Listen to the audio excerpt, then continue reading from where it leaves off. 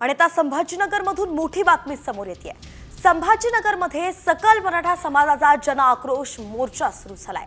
बीड सरपंच हत्येचा निषेध या मोर्चातून करण्यात येतोय।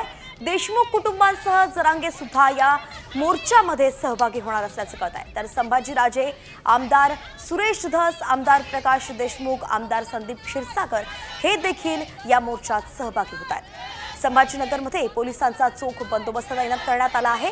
या मोर्चाच्या पार्श्वभूमीवरती कुठलाही अनुचित प्रकार घडू नये म्हणून पोलीस आता अलर्ट झालेत।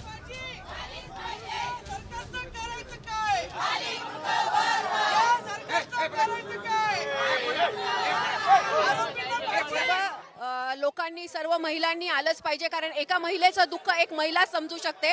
घरातला जर प्रधान पुरुष जर नसेल आणि जो होता संतोष दादा देशमुख, तो अतिशय चांगला 15 टर्म काम केलेला व्यक्ती, आणि त्याला जर न्याय मिळत नसेल तर हा सरकारवर आम्ही निषेध जाहीर करतो आणि योग्य ती शिक्षा मिळाली पाहिजे ही विनंती करतो।